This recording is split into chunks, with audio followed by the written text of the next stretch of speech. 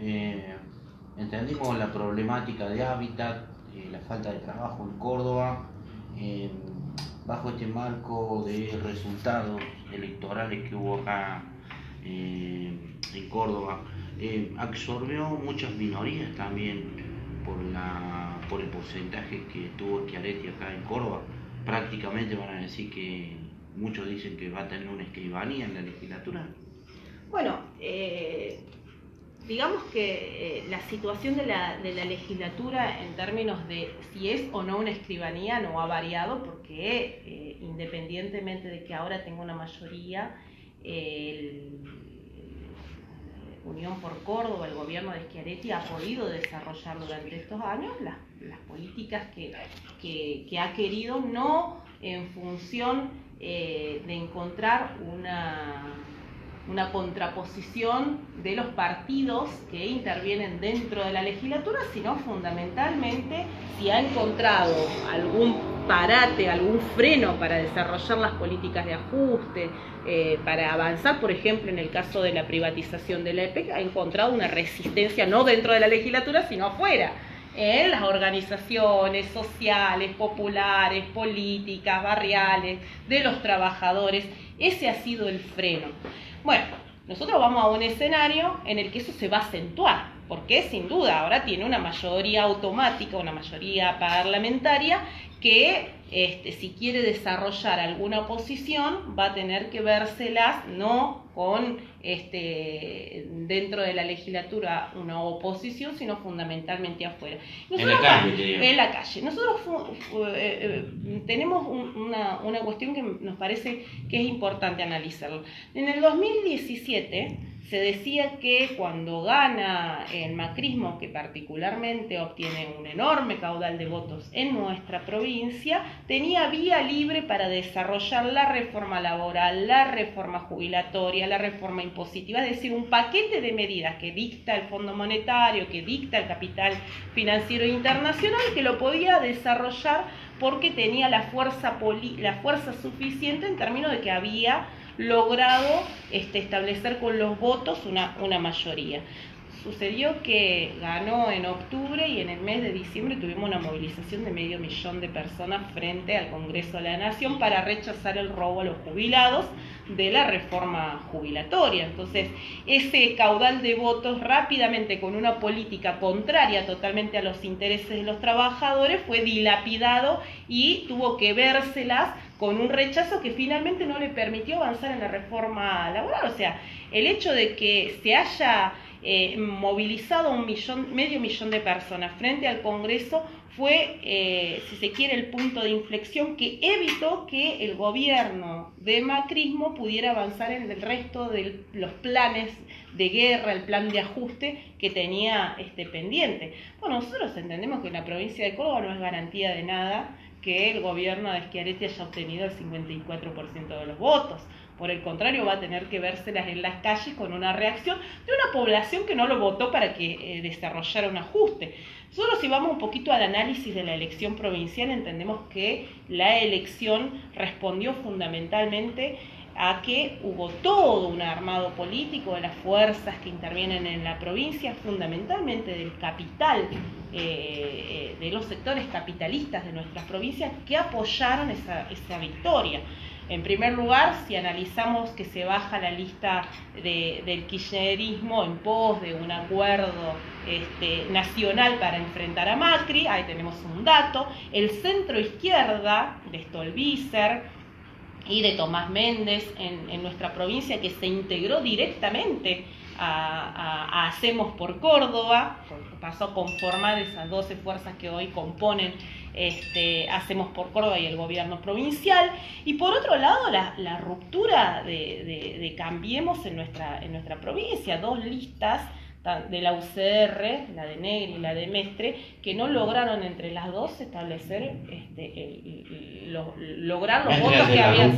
Exactamente. Entonces tenemos una elección, digamos, en la que todas las fuerzas políticas del arco patronal apoyaron el triunfo de Schiaretti.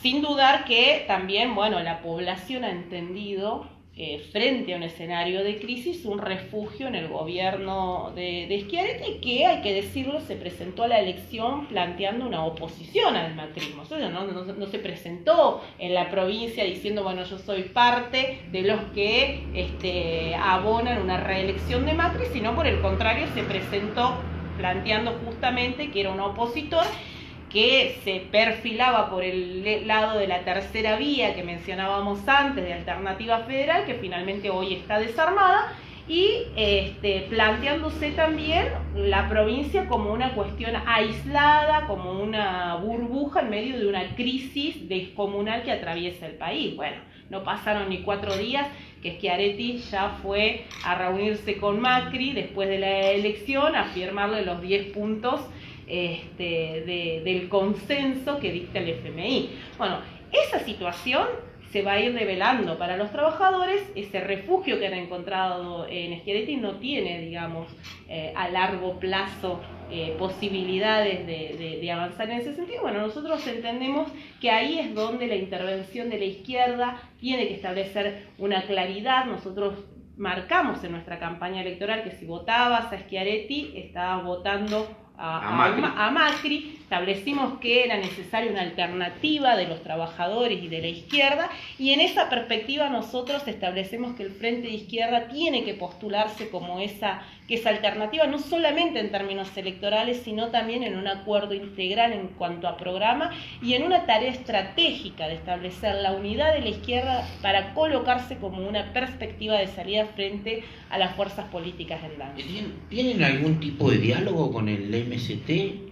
También, bueno, como para hacer el frente al gobierno de la provincia. Mira, el 12 de junio se cierran el plazo para presentar las alianzas. Nosotros hace un tiempo que venimos discutiendo hacia el interior del Frente de Izquierda, no solamente un planteo en cuanto a un acuerdo integral de nuestras candidaturas a nivel nacional y a nivel provincial, sino también en cuanto a programa. Hemos planteado frente a este escenario la necesidad de que el Frente de Izquierda se presente realmente como una unidad que represente una alternativa para los trabajadores, y en ese marco es que tenemos hoy una discusión con el MST, con el Nuevo Más, en cuanto a que pasen a conformar también parte de esta unidad que está consagrada hace 8 años a nivel nacional. Nosotros el Frente de Izquierda se viene sosteniendo con cargos parlamentarios que se han logrado en las diferentes provincias a nivel nacional, que se ha consagrado, por así decirlo, como una fuerza de izquierda que representa realmente una alternativa. Bueno, pasar a conformarla con estas fuerzas políticas, que han hecho toda una experiencia, porque nosotros tenemos que decir, el MST ha hecho una experiencia, digamos, detrás de Pino Solanas, ha hecho una experiencia detrás del juecismo en nuestra provincia, y nosotros vemos como una virtud del Frente de Izquierda que hoy esa fuerza política, habiendo hecho toda esa experiencia, se siente a la mesa a discutir un programa común de independencia política de clase con el Frente de Izquierda. Entonces es un avance, pero lógicamente tiene que darse sobre la base de un acuerdo, no solamente en torno a las candidaturas, sino fundamentalmente en cuanto a un programa de independencia política, ¿sí? Porque bueno, el Frente de Izquierda surge así, surge como una fuerza política que tuvo como premisa no haber cedido a la cooptación del kirchnerismo en su momento, de haber establecido una delimitación, pero tampoco, digamos, de las fuerzas políticas del centro izquierda, y bueno, actualmente de esta integración que hacen detrás del kirchnerismo, bueno, por ejemplo, Stolbizer y estas fuerzas políticas, ¿me entienden? Nosotros establecimos siempre una delimitación y sobre la base de eso hemos construido y hemos avanzado, o sea que no son recetas, pero hemos consagrado un método, lo hemos llevado adelante y los resultados están a la vista, no solamente en el plano electoral, en el que hemos conquistado, bueno, en varios parlamentos lugares, sino también en torno a las organizaciones. Yo mencionaba hace un ratito, cuando hablábamos fuera de radio, el plenario del sindicalismo combativo, que hoy se presenta para nosotros como un reagrupamiento del clasismo en el medio de una burocracia sindical que se ha postrado frente a la crisis y el gobierno nacional y sus políticas de ajuste. Un planteo en relación, por ejemplo, al movimiento estudiantil. Nosotros tenemos hoy la presidencia de la FUBA, es decir, un planteo que no solamente se plantea en el terreno electoral, sino también en lo organizativo de los principales frentes de lucha que se oponen a este ajuste.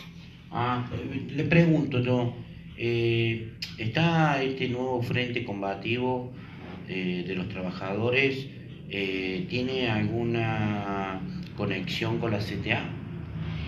Mira, vos fijate que nosotros hemos conformado este plenario del sindicalismo combativo en el que tenemos, principales sindicatos como por ejemplo el sindicato del neumático, que hoy tiene una dirección clasista detrás de organizaciones del clasismo. Tenemos el SUTEBA La Matanza y en general las fuerzas políticas que se presentan por fuera de las burocracias sindicales que hoy han entregado, que no están las centrales obreras de la CGT, de la CTA, que han establecido un pacto con el gobierno. Ya en el 2017 les planteaban un pacto de 2 años de gobernabilidad para no establecer, y que nosotros lo hemos visto, han desarrollado en los últimos 4 años frente a las medidas de ajuste 5 paritos que han querido darle un carácter matero, es decir, sin movilización, un planteo de no desarrollar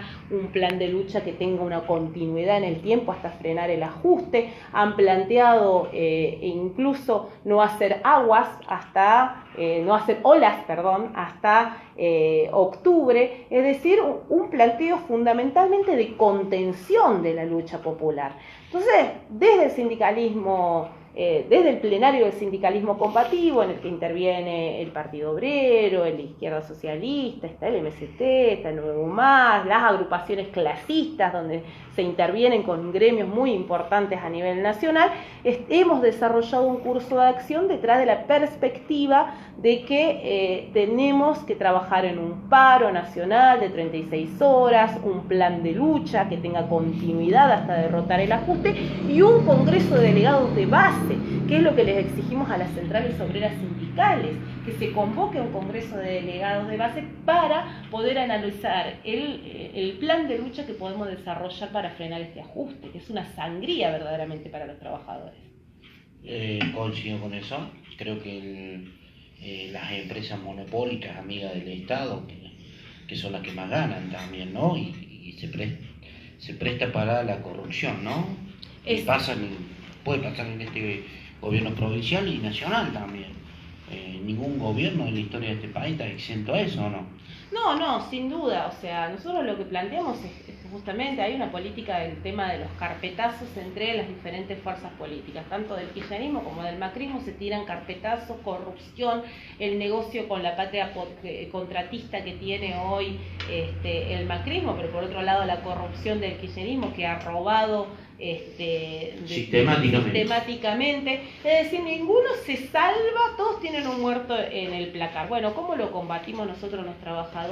Fundamentalmente defendiendo los puestos de trabajo, defendiendo toda empresa que cierra despidos, mediante la ocupación, mediante el reparto de las horas de trabajo, mediante un plan de lucha que sin duda tiene que estar establecido por parte de los trabajadores en un congreso de delegados de base, que es lo que no convocan las centrales obreras, porque las centrales obreras te convocan un paro, que han convocado 5 en el último periodo, pero que no se desarrolla desde las bases ni se garantiza tampoco. Entonces se pretende paros para descomprimir, paros que sean justamente para que los trabajadores no desarrollen su potencial de lucha, esas reservas de lucha que tienen para enfrentar esta situación. Sí, complicada. Y dice que para los próximos 4 años va a seguir el ajuste. Esté quien esté. Esté quien esté, mira, vos fijate que están preparando un pacto de gobernabilidad, hay un pacto social bueno, lo reivindicó Cristina en la presentación de su libro, el pacto para establecer una política de gobernabilidad detrás de los 10 puntos del consenso que ha presentado también el macrismo. Es decir, todos entienden que para poder desarrollar el ajuste que demanda el FMI es necesaria una alianza de toda la clase capitalista para imponérsela a los trabajadores. Y por eso es que nosotros entendemos desde la izquierda, aparece como una posición estratégica la necesidad de que la izquierda se una en un congreso de la izquierda de los trabajadores, que establezca un programa de salida, que no solamente se plantee en términos electorales, sino fundamentalmente en el terreno de la organización. Y un plan integral de salud también, que es lo más... Pero sin duda, o sea, cuando nosotros hablamos de un programa y hablamos de un planteo estratégico de unidad de la izquierda, es para establecer un programa frente a cada una de las cuestiones que hoy aparecen como los problemas más importantes de los trabajadores.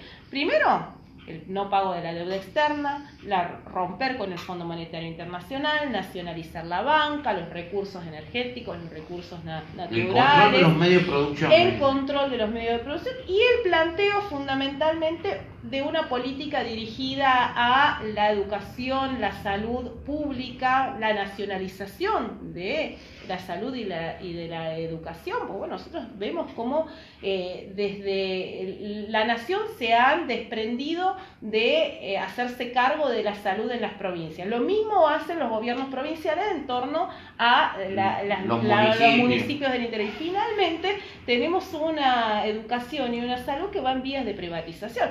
Y con la educación todavía más grave, porque se pone en manos de la Iglesia católica y la Iglesia evangélica la educación de los niños, porque se desprende mediante subsidios que les da el Estado y el negocio que representa inclusive para las iglesias estas instituciones educativas, digamos, que son multimillonarios. Bueno, la Iglesia católica en la Argentina, nosotros hicimos un estudio de cuántos millones de subsidios se destinaban, y además las exenciones impositivas del pago de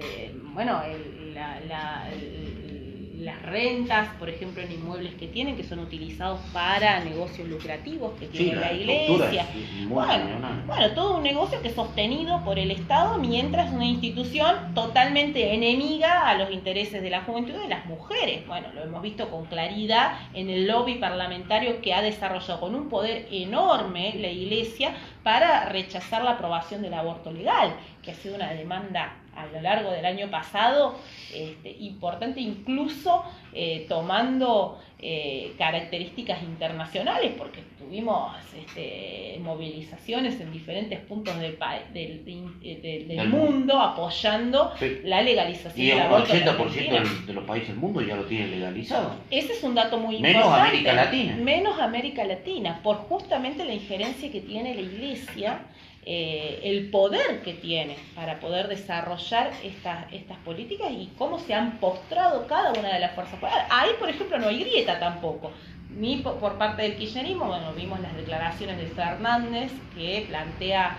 que divide aguas para frenar justamente una intervención política. Cristina hizo lo mismo, nos llamó a amigarnos con la iglesia, a mezclar pañuelos verdes y celestes en pos de una unidad ciudadana, y el macrismo, que tiene una clara posición contraria al aborto, y se ha demostrado el año pasado en el Senado. Hubo en el Senado gente del PRO que votó a favor, el caso del diputado nacional Fernando Iglesias. Exactamente, hubo gente del PRO que votó a favor, gente que votó en contra. Pero pasa que la mayoría en ambas cámaras es el peronismo. El macrismo le ha dado libre albedrío a los diputados a que hicieran lo que les parecía, pero evidentemente hay cuestiones de fondo que tienen que ver con una fuerte presión por parte de la Iglesia. El macrismo, el kirchnerismo, ocurrió exactamente lo mismo. Porque la única fuerza política que votó sin fisuras a favor de la legalización del aborto ha sido el Frente de Izquierda, que tuvo una posición muy clara desde histórica en relación al aborto, cuando no era parte de las plataformas electorales de nadie, de ninguna fuerza política. Nosotros levantábamos la necesidad como una cuestión de salud pública, pero también como una cuestión fundamental para terminar con la regimentación de la vida de las mujeres y de los sectores pobres por parte de la Iglesia. Claro, un Estado que esté presente en eso. Pero porque es más para el más pobre, ¿no? El aborto... Porque el rico tiene plata, se la lleva a otro país. Totalmente, el aborto se hace en la Argentina, no hay necesidad de salir a otro país. Se hace en las clínicas privadas, incluso que son financiadas o sostenidas por la Iglesia. O sea, el aborto se practica, solo que las personas que tienen plata paga 50.000 pesos, se la hacen en una clínica en todas las condiciones, la mujer pobre se muere. Un asentamiento va a un público y encima la detiene. Y encima es después criminalizada, perseguida, estigmatizada por la práctica abortiva en la clandestina. El aborto existe, se mueren más de 500 mujeres al año por esta causa. Lamentablemente, más allá de ser un problema de salud pública, también es un problema de regimentación de la vida de la clase trabajadora por parte de la Iglesia y por parte del Estado. Bueno, nosotros lo que planteamos es fundamentalmente la educación sexual para decidir, pero tiene que ser una educación sexual integral, laica, científica, con perspectiva de género, respetuosa de las disidencias sexuales también, respetuosa fundamentalmente, porque nosotros lo que aparece más con una visibilidad a partir de esta ola verde que ha desarrollado todo un planteo frente a la juventud. Después, el planteo de la anticoncepción gratuita. Vemos que la Iglesia Católica en nuestra provincia ha sido la principal enemiga de la anticoncepción. Ha metido recurso en contra de la pastilla del día después. Ha metido recurso judicial en contra de la anticoncepción gratuita en los dispensarios de la provincia y de la ciudad de Córdoba. Y actualmente ya son más de 7 años que mantiene bloqueado el aborto no punible. Es decir, que una mujer que es víctima de violación, una niña, como hemos visto en los casos del norte, de la provincia de Tucumán y de Salta, que son violadas, incluso dentro de su seno familiar, son obligadas a maternar, obligadas a parir, porque se les niega el derecho al aborto no punible, un derecho que está establecido en el Código Penal desde el año 1921. Entonces, digamos, la gravedad de la situación y la injerencia que tiene la Iglesia sobre las políticas estatales nos empuja a nosotros a colocarlo como uno de los ejes que debe desarrollar el movimiento de mujeres, y que lo viene haciendo en un año en el que todo el mundo dice, desde las fuerzas políticas se plantea que es poco estratégico luchar por el aborto, porque estamos en un año electoral, porque bueno, los diputados y senadores tienen compromisos con la Iglesia. Bueno, nosotros decimos, no, es más que nunca, tenemos que desarrollar un planteo en torno a eso, y particularmente frente al aborto legal, nosotros planteamos la posibilidad de que se establezca la vía de la consulta popular vinculante, que si no lo van a aprobar porque tienen compromisos los diputados y los senadores, le habiliten a las mujeres el derecho democrático de poder establecer por medio de la consulta popular este derecho. Claro, porque ya lo hizo Alfonsín en una época, la consulta popular. Resalto mucho sobre la educación sexual, porque mucho tiene que ver el crecimiento de la población y que no acompaña la economía. El crecimiento de la economía argentina está en los valores de los años 70, cuando éramos 25 millones de habitantes. Hoy en día somos 40, o sea, cada vez la repartija es menos, ¿no? Exactamente. Bueno, mira, el problema de la educación sexual nosotros le hemos dado mucha importancia. El año pasado en la legislatura hemos presentado un proyecto, porque la provincia de Córdoba no tiene una ley de educación sexual, adhiere a la ley nacional, como parte de su articulado, y en el Congreso de la Nación pusimos de relieve que esta ley de educación sexual integral, que bueno, se votó durante el kirchnerismo, es una ley que no cuenta con un presupuesto, que no cuenta con, digamos, los manuales que corresponden para que se formen los docentes, y que no es, si bien se da de manera transversal, no tiene una asignatura particular, que es lo que correspondería para no precarizar al conjunto de los trabajadores docentes. Pero fundamentalmente hemos rechazado un artículo que es el que le da vía libre a la intervención de la izquierda en la educación sexual, que es este artículo que establece el ideario institucional, que es el artículo sobre el que la Iglesia se pone reparos para establecer una educación laica y científica. Entonces terminamos teniendo escuelas como por ejemplo las escuelas pías, que brindan educación con materiales totalmente misóginos, homofóbicos, que bueno, no los controla nadie, la legislatura, ni la nación, ni nadie establece un control de la educación que se brinda dentro de esas instituciones. Entonces, bueno, nosotros lo que hemos planteado es la necesidad de una ley de educación sexual laica, científica, con perspectiva de género en nuestra provincia. Hemos establecido una audiencia pública, fue muy importante, porque incluso desbordamos la sala de la legislatura, tuvimos que trasladarla afuera con la presencia de docentes, de centros de estudiantes, de familias de los barrios que se acercaron también a discutir con nosotros cómo llevamos adelante esta política. Hoy aparece nuevamente como una necesidad importante, y vos fíjate que todos aquellos que dijeron que el problema del aborto se solucionaba con la educación sexual son los que también se oponen a que se brinde educación sexual en las escuelas. Entonces, digamos, la impostura por parte de este sector antiderechos y bueno, los planteos reaccionarios que tienen saltan a la vista. Muy claro por la legisladora electa, por el FIT, Soledad Díaz. Vamos al corte, vamos con el último bloque. En un rato nomás, Omar.